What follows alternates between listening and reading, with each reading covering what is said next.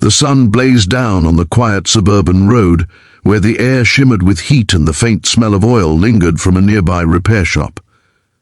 A rusty red sedan sat stranded by the curb, hood up, steam curling from the engine. Beside it stood a woman in a crisp cream blouse and black skirt, her hair pinned neatly, until a breeze loosened a few strands, sticking them against her flushed face. Her name was Madeline Hart, 32, a corporate marketing director whose car had decided to break down at the worst possible moment. On her way to an important client meeting, she kicked the tire in frustration, muttering under her breath when a deep voice called from behind her, "You okay there, ma'am?" Turning around, she saw a man in his late 30s, wearing grease-stained jeans and a faded blue shirt, wiping his hands on a rag. His name was Cole Barrett, 38, a single father and owner of a small roadside garage that had seen better days. His brown hair was tousled, and his eyes, tired yet kind, carried a weariness that came from years of struggle. He looked at her car, then back at her, offering a reassuring smile. "Mind if I take a look?" he asked. Madeline hesitated, glancing at her watch, then sighed. "Please, yes. I'm desperate." Cole popped the hood open, leaned over, and began inspecting. His movements were careful, practiced. He worked silently for a while, only asking short, polite questions. "You drive long distances often? When was the last oil change?"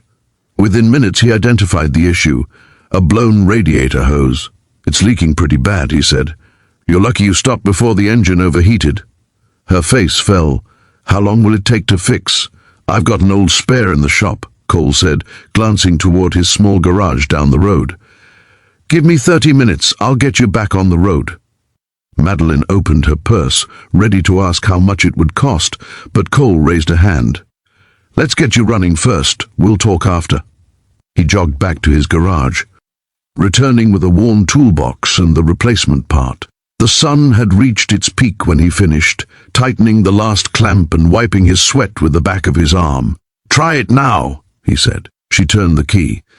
The engine purred to life. Relief washed over her face, followed by gratitude. "How much do I owe you?" she asked. Cole smiled faintly. "Tell you what," he said, looking embarrassed. "Just a sandwich and a cup of coffee. I skipped lunch."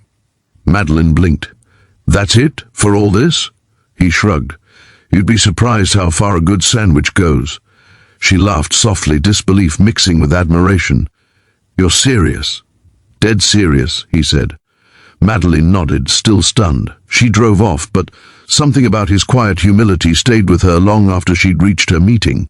If you believe kindness and second chances can change lives, please take a moment to like, comment, share, and subscribe to Touch of Kindness.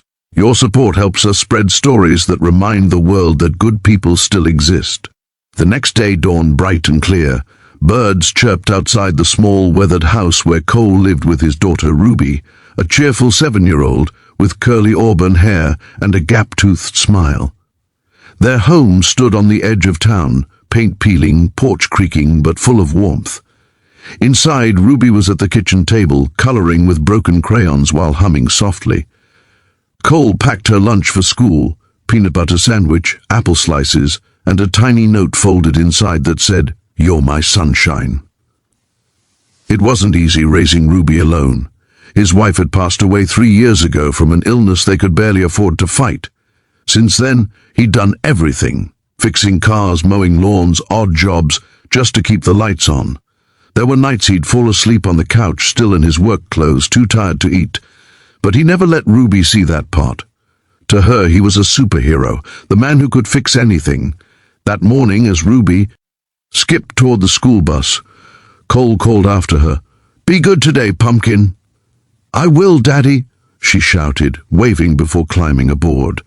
He watched the bus pull away, then turned back toward his small garage. The paint was faded, and the sign Barrett Auto Repair hung crooked. Still, it was his pride, his life. By noon, work was slow. Cole leaned on the counter, flipping through unpaid bills. He sighed heavily. Rent was due in 3 days, and the electricity notice sat open on the desk like a threat. He rubbed his temples, praying for more business that day. Then, the sound of tires crunching on gravel drew his attention. He stepped outside and froze. It was her, Madeline Hart. But this time she wasn't driving the same sedan. She was in a sleek black SUV, tinted windows, polished rims, an entirely different energy. She stepped out, holding a small paper bag and a thermos. "Thought you might still be hungry," she said with a bright smile. Cole chuckled. "You didn't have to come all the way back." "I wanted to," she replied, handing him the bag. Inside was a freshly made turkey sandwich, chips and hot coffee. "But that's not all," she added. He raised an eyebrow. "Oh?" Madeline glanced around the small aging garage. "You do everything here by yourself?"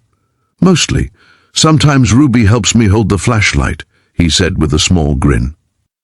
Madeline smiled softly. "You're a good dad." Her words hit deeper than she could have known. He looked away for a moment, swallowing emotion. "I try." She took a deep breath. "Cole, I couldn't stop thinking about what you did yesterday. You didn't even hesitate to help me, a complete stranger, and you didn't take advantage of the situation. People like you, they don't get enough credit." He shrugged awkwardly. "I just do what I can." Madeline looked at him for a long moment, then said, "Would you mind if I came inside? I'd like to see your workshop." He hesitated, then nodded. Inside she saw the reality, one rusting lift, a cracked concrete floor, and tools neatly arranged on old shelves.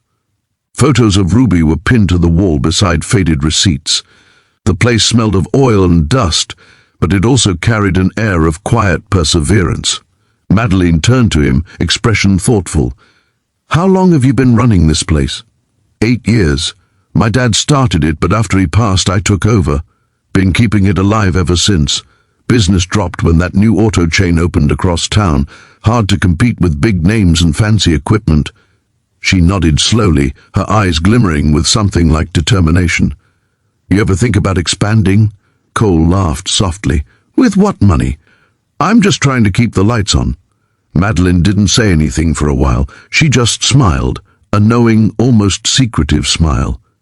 "I'll be back," she said, then turned and left. Cole watched her go, shaking his head. "Strangest customer I've ever had," he muttered. 3 days passed. Then, one afternoon, as Cole was replacing a tire for a customer, a delivery truck stopped in front of his garage. The driver handed him a clipboard. "Delivery for Barrett Auto Repair." Cole frowned. "I didn't order anything." The man shrugged. "Says it's prepaid. You just sign here." Minutes later, Cole stood staring at what had just been unloaded. A brand new set of professional-grade tools, a tire balancer, and diagnostic equipment worth thousands. He was in disbelief. Then he noticed a white envelope taped to one of the boxes. Inside was a handwritten note, "For the man who fixes more than just cars. You reminded me that goodness still exists. Let's rebuild something beautiful together. Madeline Hart." Cole's hands trembled, his heart pounded. He couldn't believe it. That night, when Ruby came home, she found him standing in the middle of the garage, eyes glistening. "Daddy, what's all this?" she gasped. He smiled, kneeling down to hug her. "A little miracle, sweetheart. Someone just gave us a second chance." The next morning, Madeline returned again, not just to deliver kindness, but with an opportunity. She revealed that she was part of a local community development initiative that supported small, family-run businesses. "I talked to the board," she said. "We'd like to feature your garage in our local business spotlight. You'll get funding, promotion, and community partnerships." Cole was speechless. "Why would you do that for me?" Madeline looked at him with a soft smile. "Because yesterday you fixed my car for just a sandwich. Today I get to fix a life that deserves so much more." Tears welled up in his eyes. He tried to speak, but his voice cracked. "You don't even know me." "I know enough," she said gently. Over the following weeks, everything changed.